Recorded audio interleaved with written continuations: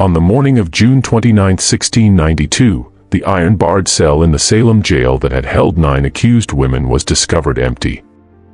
The heavy oak door remained bolted from the outside. The single window was too narrow for any grown woman to slip through. And the jailer, a man named Corwin, swore before God and the magistrates, music, that he had not slept a single moment that night. The 9 women were meant to hang at dawn. By the time Reverend Nicholas Noyes arrived to offer a final prayer over them, the cell held nothing but 9 wooden spoons laid in a perfect row on the stone floor, along with a small pile of what the constable would later describe, in a letter that vanished from the court record within a fortnight, as hair, freshly cut, wet, and still warm to the touch of a trembling hand.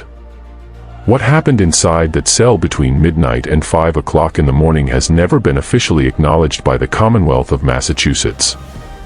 The names of those 9 women were removed from the execution roster so completely that most historians today believe they were never charged at all. But in the basement of the Essex County Archive, inside a sealed box marked only with a date and the word incident, there are documents that tell a different story. A story of land, of money, of 3 men in a cellar at midnight, and of a bargain made by 9 desperate women that would bind their descendants into silence for more than 300 years. Before we continue with the story of the 9 women of Salem, if you enjoy dark American mysteries told with the detail they deserve, take a moment to subscribe to Liturgy of Fear and hit the notification bell. And let me know in the comments which state or country you are listening from tonight. Now, to understand what happened in that cell, we must go back to the spring of that same year, to a village already beginning to consume itself from within. Salem Village in 1692 was not the Salem that modern visitors picture. It was not a town of picturesque wooden houses and cobbled streets. It was a poor, wind-scoured farming parish of perhaps 550 souls, set apart from the wealthier port of Salem town, with which it had been at legal and religious war for nearly 2 decades. The village wanted independence. The town refused to grant it. The village wanted its own meeting house, its own minister, its own tax authority. But the town ruled that Salem Village was a subordinate parish and would remain so. Out of that long, grinding resentment came 2 factions. On one side stood the Putnam family and their allies, farmers of the western uplands whose fortunes had been slowly declining for a generation as the Atlantic trade made the eastern merchants rich. On the other side stood the Porter family and their allies, tied by marriage and business to Salem town, to the shipping trade, to the new economy rising out of Boston and Marblehead. For nearly 20 years, these 2 factions had fought over every pew assignment, every tax levy, every ministerial hire, every foot of disputed boundary. By the winter of 1691, the hatred between them had become the defining fact of village life. Children learned to cross the common ground by a music, particular path because the other path led past the house of a family whose name their father had told them never to speak. Women learned not to sit beside certain other women at meeting because a generation of grievance sat between them on the bench. Men learned to carry a club when they walked the roads after dark, not from fear of wolves or bears, though those still prowled the edges of the village in those years, but from fear of their neighbors. It was in that winter, in the parsonage of Reverend Samuel Parris, that 2 young girls, Betty Parris and Abigail Williams, began to exhibit what the village physician, William Griggs, could only describe as the hand of the evil one. They convulsed upon the kitchen floor. They spoke in voices not their own, deep voices, scraping voices, voices that seemed to come from behind their teeth rather than from inside their throats. They complained of being pinched, pricked, bitten by unseen hands. Marks appeared on their arms and legs, small red welts that no one had seen administered. And when pressed to name their tormentors, they named 3 women, all of them outsiders, all of them without male protectors in the village, a slave woman from Barbados named Tituba, held as property in the parsonage itself, a beggar woman named Sarah Good, with a reputation for foul speech and for pipe smoking on her neighbors' doorsteps, and a half-recluse named Sarah Osborne, who had married a man much younger than herself after the death of her first husband and who had been the subject of village rumor for a decade. Within weeks, the circle of accusers had grown beyond those 2 girls to a company of 7, then 12, then more. Within months, it had consumed all of Essex County. Respectable farm wives stood in the meeting house and fell to the floor crying that the specter of a neighbor was tormenting them from across the room. Children of 11 and 12 testified under oath to things they could not possibly have witnessed.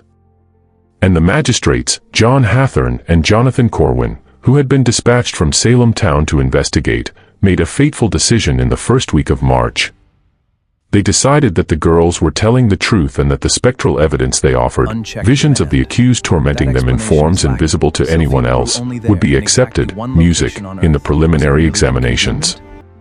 This was a decision without legal precedent in English common law. It was a decision that would, within 6 months, put 150 people in chains. And it was a decision that, as certain men among the Putnam family quickly realized, could be steered. By the time the Special Court of Oyer and Terminer was convened in June of 1692, under the authority of the new royal governor, Sir William Phipps, more than 150 people had been accused, and the jails of Salem, Ipswich, Boston, and Cambridge were overflowing. The Salem jail itself was not a building designed for the purpose. It was a converted house on Prison Lane, a 2-story structure of rough-cut timber and fieldstone, with a cellar that had been crudely reinforced with iron bars and a single oak door. The air in that cellar was said to be so foul in the summer months that the jailer's wife refused to bring the prisoners their meals and sent instead a serving girl of 14, who covered her face with a vinegar-soaked rag each time she descended the steep wooden steps. The walls of the cellar ran with moisture even in dry weather. The floor was packed earth for the first 3 feet and then stone. The seam between the two was a breeding ground for rats, which no amount of poison or terrier work could fully control. Prisoners complained of being bitten in their sleep. Several of the older women developed sores that would not heal. The smell, according to a letter written that June by a visiting minister from Ipswich, was like nothing he had ever encountered in his life, a compound of human waste, rotting straw, standing water, and something else, something sweeter and more private, which he could not identify and which, he wrote, he prayed never to encounter again. The women held there in June of 1692 were chained by the ankle, not to each other, but to iron rings driven directly into the stone walls. This was not standard procedure. It was done at the specific written order of Magistrate John Hathorne, who believed, and wrote openly in his letters to Cotton Mather in Boston, that witches could travel in spectral form through solid walls if left unchained and could afflict the godly even from within their place of confinement. Hathorne further ordered that the prisoners be searched upon their entry into the cellar for what were called witch marks, meaning any unusual spot or protuberance on the body which might be used to nurse a familiar spirit. The searches were conducted by a party of respectable village matrons. And the reports, which are preserved in the Essex County Court files, make for some of the most disturbing reading to survive from that season.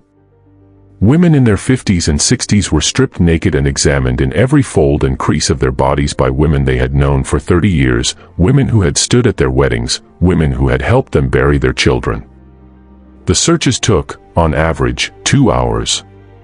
The women who had been searched were returned to the cellar without their undergarments, which were retained as evidence.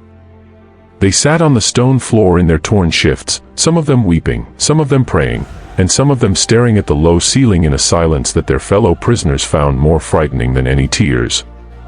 The 9 women in the cell on the night of June 28 were not, for the most part, the women whose names we remember today from the Salem trials. They were not Bridget Bishop, who had already been hanged on the 10th of June, the first of the condemned to die on Gallows Hill. They were not Rebecca Nurse or Sarah Good or Elizabeth Howe or Susanna Martin or Sarah Wilds, who would hang together in a mass execution on the morning of July 19th, their bodies left to swing from the oaks on Gallows Hill for most of the day before being cut down and thrown into the shallow crevice in the rock that has ever since been known as the Witch's Hole. The 9 women in that cell on the night of June 28 were, according to the surviving jail ledger, Mary Osgood of Andover, aged 55, the wife of Captain John Osgood, a man of considerable standing in the militia; Hannah Carrier of Andover, aged 38, whose mother, Martha Carrier, would hang on August 19th, and whose own name would later be quietly struck from the records; Abigail Faulkner, daughter of a minister, aged 33, pregnant by several months and visibly so; Martha Emerson of Haverhill. Aged 29, Sarah Cloyce of Salem Village. Aged 51, sister of Rebecca Nurse, whose composure in court had been both remarked upon and feared.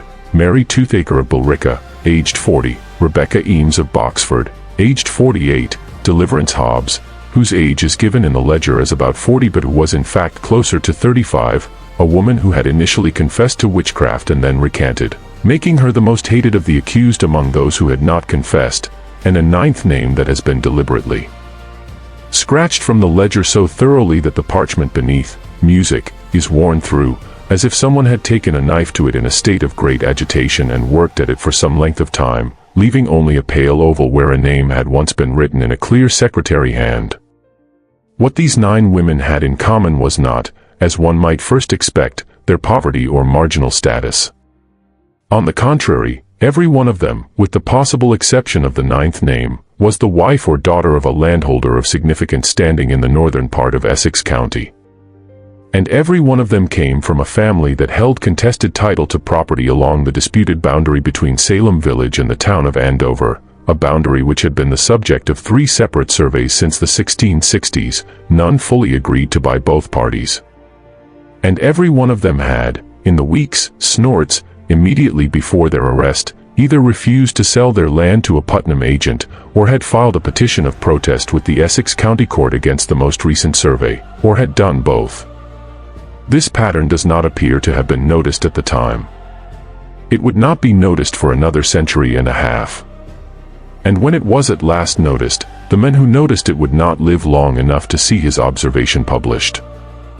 The event that would come to be called, in those few private letters that survived, the incident, took place on the night of June 28, 1692. It was a Tuesday. It had rained heavily in the afternoon, a summer storm rolling in off the Atlantic, and the roads leading into Salem Village were deep in mud by the time the sun began to set. The sun set that evening at around 8:27, and by 9 o'clock, the last lamps had gone out in the village windows, and the last of the dogs had been called in from the yards.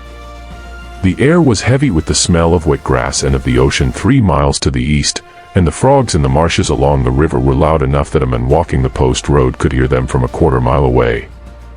The jailer that summer was George Corwin, a cousin of the magistrate, who had been appointed to the position that spring after the previous jailer, a man named Bridget, had died suddenly of what was officially recorded as a fever, but which had been, according to village gossip, a rather more complicated death. Corwin was 36 years old, a man of modest intelligence and considerable ambition, married without children. On that particular night, he was accompanied by 2 constables, Joseph Herrick, a man of 45 with a wife and 7 children and a reputation for piety, and John Putnam the younger, aged 24, a nephew of Thomas Putnam. The 3 men had been drinking cider from a large stoneware jug, which had been delivered to the jail that afternoon by a serving boy from the tavern at the sign of the King's Head in Salem town. The jug was later found on its side in the jailer's room with most of its contents soaked into the floorboards, the wood beneath stained dark, music, in a pattern roughly shaped like a hand. Neither the serving boy nor the tavern keeper could later remember who had ordered the jug of cider, or how it had come to be delivered, or who had paid for it. The records of the King's Head for that month, which ought to have shown the transaction, had been lost in what the tavern keeper described as a small fire in his ledger room, a fire that had destroyed only the month of June and had not spread further, and which the tavern keeper himself had not witnessed, having been, he said, out of town at the time. At approximately 11 o'clock in the evening, according to Joseph Herrick's later deposition, the cider began to have an effect unlike any the men had drunk before. It was not the effect of drunkenness. Corwin reported a heaviness in the limbs, a humming in the ears, and a strong desire to lie down upon the earthen floor. His hands, he said, felt as if they were wrapped in wet wool. His tongue, music, felt too large for his mouth. When he tried to speak to Herrick, his words came out slow and thick, as if he were speaking from under deep water, and Herrick had to lean close to make sense of them. Putnam the younger became ill and vomited twice into the back garden behind the jail, then sat down on the doorstep and wept for reasons he was afterward unable to explain. He would say later that he had been thinking of his mother, who had died when he was 9, and that for the space of perhaps an hour he had been unable to remember her face, and that this had filled him with a grief so sharp he could not bear to remain, music, inside the building. Herrick, by his own account, remained conscious longer than the other two, though he too felt the heaviness and the humming. He sat upright in his wooden chair against the wall of the jailer's room, clutching a Bible that had belonged to his father, and began to recite under his breath the 23rd Psalm, which he had memorized as a boy of 7. He recited it perhaps 20 times, and it was he who heard, at some point between midnight and 1 o'clock in the morning, what he described as a sound of women weeping, a quiet, continuous weeping that did not rise and fall as natural weeping does, but maintained a single low note, like a string being drawn across a viol. The sound came, he said, from directly beneath him, from the cellar. And then, more disturbing than the weeping, a sound, music, of women laughing, not loud laughter, not hysterical laughter, but a quiet, companionable laughter, as if at a small joke shared among friends who had known each other a long time, the kind of laughter that would follow a remark made in an ordinary kitchen on an ordinary afternoon. And then, no sound at all. The silence, Herrick said, was worse than either the weeping or the laughter had been. He did not, he swore later, go down into the cellar. He did not, he swore later, hear the oak door open. He did not hear the bolt slide back. He did not hear footsteps on the cellar stairs. And this, as he would come to confess on his deathbed, was the first lie of his later life. When the three men came fully to themselves at approximately 4:30 o'clock in the morning, with the first gray light beginning to show in the eastern sky over the roofs of the village, and the first birds beginning to call in the elms around the jail, Corwin rose stiffly from the floor, where he had at some point lain down, took the keys from the peg in the jailer's room, and went down the narrow stairs to the cellar to rouse the prisoners for the walk to Gallows Hill. The walk was perhaps a mile from the jail to the place of execution, up a gentle rise of rocky ground past 2 farms and a small orchard and along a stretch of pasture that had been trampled by the feet of previous condemned and of their spectators. Corwin had made the walk 8 times already that summer. He knew every stone in the music road. He expected to make it a 9th time with 9 prisoners within the hour. He unlocked the heavy oak door of the cell. He found the cell as I have described it. The ankle chains were not broken. They were unlocked and laid neatly on the stone floor beside the rings in the wall. The keys to those ankle chains hung, as they always did, on a peg in the jailer's room, 2 floors above, behind a door that had been bolted from the inside. The 9 wooden spoons lay in a perfect row in the center of the floor, evenly spaced, their handles all pointing toward the door. The small pile of hair lay beside them, and there was nothing else. No bodies, no torn clothing, no marks on the walls, no mud on the floor to suggest that the music women had been dragged out through any passage. The single high window, far too narrow for even a small child to pass through, was still shuttered and barred. Corwin sat down on the stone floor of the cell and did not speak for nearly an hour. When he at last rose, he went upstairs, told Herrick and Putnam what he had found, and then the 3 of them stood in the jailer's room in silence for a long time before any of them dared to speak. It was Herrick who spoke first. And what he said, according to Corwin's later private statement, was this: "We must agree now on what we saw before anyone else is told." In the decades that followed, Salem village tore itself apart over what had happened in 1692. And the 9 women of the incident were absorbed into the larger horror of those months so completely that their names were rarely spoken aloud, except among the families themselves, and then not often, music, even then. The parish records show that by 1697, 5 of the 9 families had relocated, 3 to Connecticut, 1 to the province of New York, and 1 to a settlement in what is now southern Maine. The 6th family, the Osgoods, remained in Andover but ceased attending any organized church until the 1730s. And when they did at last return to church attendance, it was to a church of a different denomination in a different town, under a minister who had no knowledge of the family's history. The 7th family, the Cloyses, continued to petition the general court for the restoration of their property rights until 1699, at which point Peter Cloyes, the husband of Sarah, died suddenly of what his physician described, in a phrase that would recur several times in this story, as a softening, music, of the brain. After his death, no further petitions were filed by the Cloys family.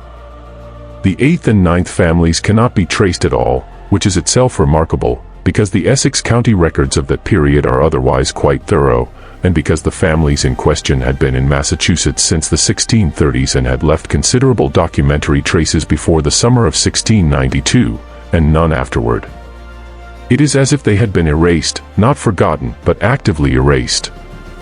Their names removed from the tax rolls, from the church rolls, from the militia lists, from the deed records, leaving behind only the negative space of a family that ought to have been where no family now was. What did survive, however, is a series of letters written between the Reverend Increase Mather in Boston and a merchant in Salem town by the name of Philip English. English had himself been accused of witchcraft in April of 1692, had escaped from the Boston jail with his wife Mary by the intervention of friends and the payment of certain sums to certain jailers, and had fled to New York, from which he wrote in October of that year, asking Mather a single, carefully worded question.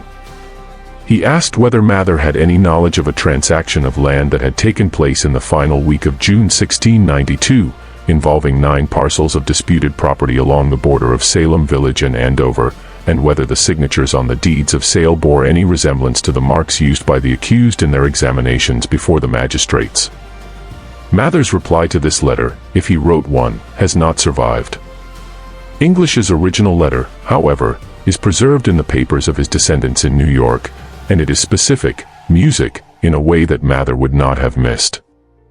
English did not ask Mather whether the accused had sold their land. He asked whether their marks on the deeds matched their marks on the accusations.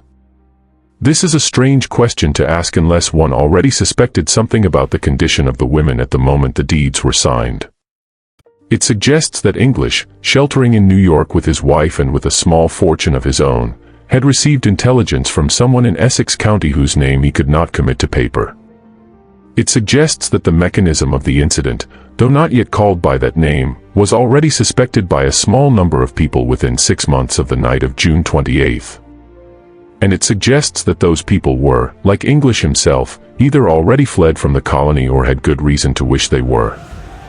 3 months after English's letter was written, in January of 1693, 9 parcels of land along that exact music boundary were indeed transferred to new ownership.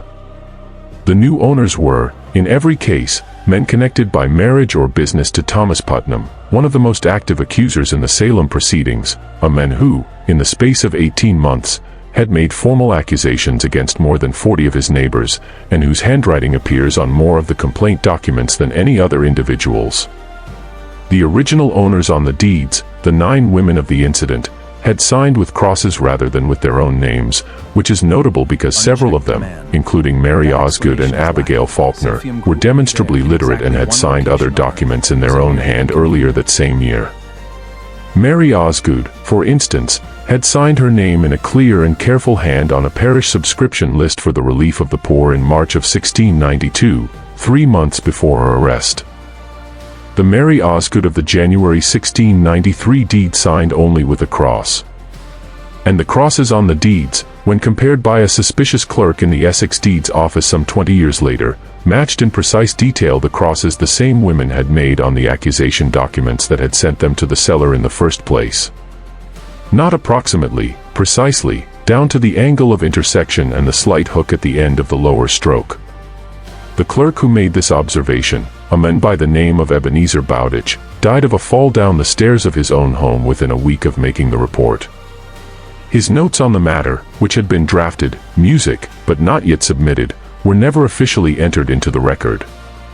His widow, music, questioned afterward by a neighbor who had been a friend of her husband, said only that in the days before his death, he had been unable to sleep and had walked the rooms of the house from midnight until dawn, murmuring about crosses and signatures and a cellar he had never himself seen.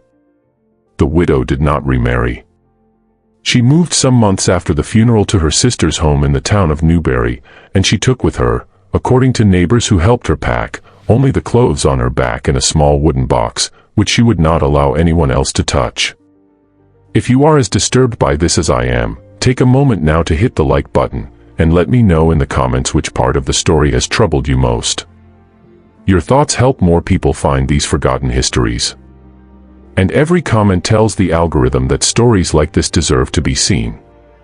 The investigation into what had truly happened on the night of June 28 began in a quiet and unofficial way in the year 1710, when the General Court of Massachusetts passed an act reversing the attainders of many of those convicted in the Salem proceedings and granting financial restitution to their families. The families of the 9 women of the incident did not apply. This, too, was remarked upon at the time.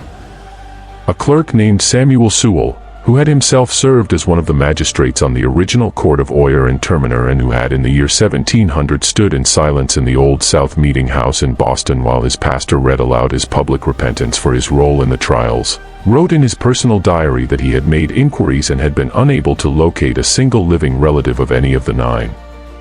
This was on its face impossible. The Osgood family alone had at least 14 documented descendants living in Essex County in 1710. The Cloyses had direct relations in Salem village itself. The Faulkner line had branched into 3 separate households by the second decade of the new century. But when Sewell, acting on his own conscience and without official authority, traveled to Andover in the autumn of 1711 and presented himself at the Osgood homestead, he was received by a man who claimed the name of Osgood but who refused to discuss the matter of Mary Osgood, his own mother, and who asked Sewell to leave the property before the sun set below the hill west of the house. In his diary, Sewell wrote that the man's eyes had a quality he had seen only once before, in the eyes of a man who had survived the Deerfield massacre of 1704 and who had watched his own 3 children killed before him. It was the look, Sewell wrote, of someone who had made a bargain he could not unmake and who was forced to live each day under its weight, and who knew that if he ever once broke the terms of that bargain, something he loved would be taken from him. Sewell made further inquiries over the following 2 years. He was a careful man, a man whose public repentance for his role in the trials had been sincere and costly. And he did not rest easily at the thought that there was some further wrong within the Salem matter which he had never been told and which he himself might have unknowingly facilitated in his capacity as a magistrate. He found, through a contact in the Connecticut General Assembly at Hartford, that the families who had relocated to Connecticut, Music, had done so under new surnames, which was not itself uncommon among refugees from the trials, but that they had purchased their new lands in cash, in amounts that would have been impossible for them to have saved from the farms they had left behind in Essex County. The Osgoods had held a farm worth perhaps £60 at the time of Mary Osgood's arrest. The family that arrived in East Hartford in the autumn of 1692 under a different name paid £215 in silver for a Music property there. The Faulkners had held even less. The family that arrived in Middletown paid nearly £300. The Cloyse descendants who relocated to a town on the Thames River in eastern Connecticut arrived with sufficient capital to begin a small iron foundry, a venture that required upfront investment far beyond what any Massachusetts farming family of their rank could reasonably have possessed. He found through a correspondent in New York that the one family that had gone south had also taken a new name, and that the head of that household, a man who had been a cordwainer in Andover and whose trade could not possibly have supported his family at the level the New York record suggested, had arrived in Manhattan with enough money to open a small import business, which by 1715 had become a large import business, and which was by that point entangled through credit and shared ventures with several of the leading merchant houses of the city, including certain houses connected with the Putnam interests in Boston and with men whose names Sewell did not commit to paper but whose initials, written in the margins of his notebook in a careful hand, correspond to 2 members of the Royal Governor's Council sitting, Music, in 1711. And he found at last, from an old and frightened woman in Salem village who had once worked as a serving girl in the Putnam household and who was now in her final illness and had sent for a minister to ease her conscience, that on the morning of June 29, 1692, a covered cart had left the Putnam farm at approximately 5:30, heading west on the post road. The cart had been driven by Thomas Putnam himself. It had been accompanied by 2 riders whom the woman could not see clearly in the dawn light and whose faces she had been warned later that same morning not to attempt to remember. And it had been loaded, she said, with 9 bundles of what looked in the gray dawn light like folded laundry. But the bundles, she said, had breathed. She had watched from the kitchen window as the cart passed by on the far side of the rail fence, and she had seen the canvas rising and falling, 9 separate rhythms, not quite in time with one another. And she had turned away and set to kneading bread and had not spoken of it to anyone, not even to her husband, for 39 years. She had held it inside her, she told Sewell, for so long that when at last she spoke the words aloud, she could not be sure whether she was remembering the thing itself or remembering the many times she had remembered it. But the bundles had breathed. Of that she was certain. Sewell noted in his diary at the end of his account of this interview that the old woman had died 2 nights after speaking with him, in her own bed, of what the attending physician called a stoppage of the heart.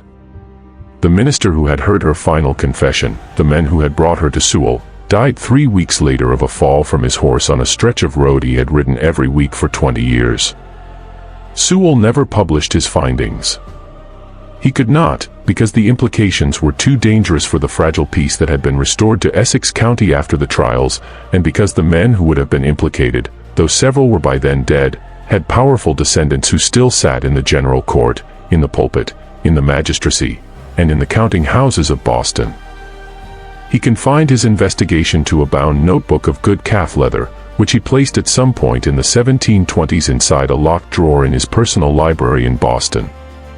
He told his son, the 2nd Samuel Sewell, that the contents of the drawer were not to be read by any living person, and that if the house should ever pass out of the family, the drawer was to be emptied and its contents burned unopened.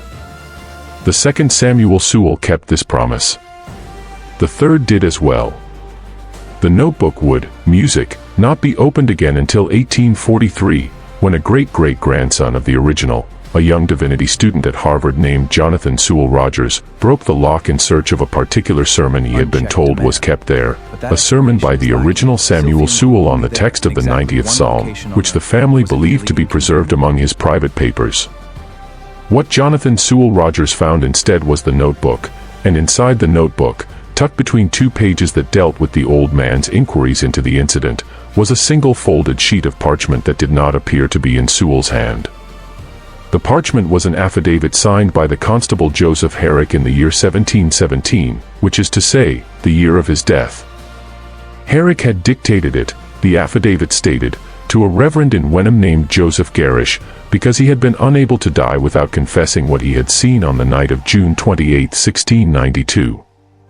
He had come to the Reverend on a Tuesday morning in February of 1717, a man of 70, clear as throat, years by then, his body thin and shaking with what he called a sickness of his bones. And he had asked to dictate a confession on condition that it not be read to anyone until after his death. The Reverend Garish, recognizing that the man was not long for this world, had agreed. Herrick wrote, or rather, the Reverend Garish wrote for him, that he had not in fact remained in the jailer's room that night. He had gone down the cellar stairs at some point after midnight, drawn by the sound of the weeping and then by the sound of the laughter. And he had done so against the specific instructions of George Corwin and against what remained of his own judgment. He had moved in his stockinged feet, he said, without his boots, so as to make no sound on the wooden steps. He had carried no light. He had held his father's Bible in his right hand as a talisman and a shield. The oak door of the cell had been unbolted when he reached the bottom of the stairs. It stood slightly ajar, and a faint light, the color of a candle, but steadier than any candle he had ever seen, came from inside. The chains on the ankles of the 9 women had been unlocked and neatly coiled on the stone floor. And standing inside the cell had been 3 men he recognized. One was Thomas Putnam. He stood near the door with a small lantern in his hand, the kind used in barns and outbuildings, and he was looking at the 9 women with what Herrick described as the expression of a man counting his sheep before a sale. He nodded once to someone out of Herrick's line of sight. One was the village constable's superior, a man he declined to name in the affidavit, but described only as a figure of high office in Essex County, a man whose voice Herrick recognized from having heard it pronounce sentence in the courthouse not many days before. The man was standing slightly behind Putnam with his hands clasped in front of him, and he wore, Herrick said, the coat he had worn on the bench. He had not taken the trouble to change his clothing for this particular work. Herrick's refusal to name this man is the most heavily commented upon feature of the affidavit in the 2 transcriptions that survive, and has been the subject of several scholarly conjectures, none of them yet proven. The list of men who held high office in Essex County in June of 1692 and who could have been present at that hour is not long, perhaps 6 names. 5 of those names are still honored today in the naming of streets, of schools, of charitable foundations. The 6th has been largely forgotten, and is the name that most of the researchers who have considered the question have privately settled upon, though none has yet been willing to publish the conclusion. And one was a man Herrick had never seen before in his life, a man in a dark travel cloak, a man whose face Herrick could not now, even on his deathbed, even under the weight of his coming judgment, quite bring himself to describe, except to say that the man was carrying a leather satchel about the size of a small traveling bag, and that the leather satchel was moving. It moved, Herrick said, in a slow and regular rhythm, as if something inside it were breathing. But the rhythm was not quite the rhythm of breath. It had pauses in it where no lung would pause. It had quickenings in it where no lung would quicken. The man in the cloak, Herrick said, held the satchel at his side as if he had been carrying it for a very long time and had grown used to its movement. The women in the cell, Herrick wrote, were sitting in a row on the stone floor, not speaking, not weeping, not moving. Their wrists had been bound one to the next with lengths of what looked like ordinary rope, but which, Herrick said, made no sound when the men in the cloak gestured for them to rise. Their feet were bare. Their eyes were open. And each one of them, Herrick wrote, was looking directly at him. Not one. All of them. At the same moment. As if they had all 9 of them known, before he had known it himself, that he was there at the foot of the stairs. He had, he said, fled back up the stairs without a sound, his heart beating so loud in his ears that he was certain it would betray him. He had lain on the floor of the jailer's room beside the snoring Corwin and the weeping Putnam the younger and had pretended to be asleep. And he had heard, some immeasurable time later, the sound of the oak door of the cell closing and the sound of the bolt sliding into place from the outside, and the sound of footsteps on the cellar stairs, and the sound of the outside door of the jail opening, and the sound of a cart creaking on the muddy track beyond the building. And then nothing. He had not slept again that night. He had lain on the floor with his eyes open, staring at the ceiling, waiting for dawn. And he had made himself a promise that he would never speak of what he had seen. And he had kept that promise for 25 years. And it had cost him, he said, his health, his peace, and the affection of his wife, who had known from the first week of July 1692 that something had happened in the jail which her husband could not tell her, and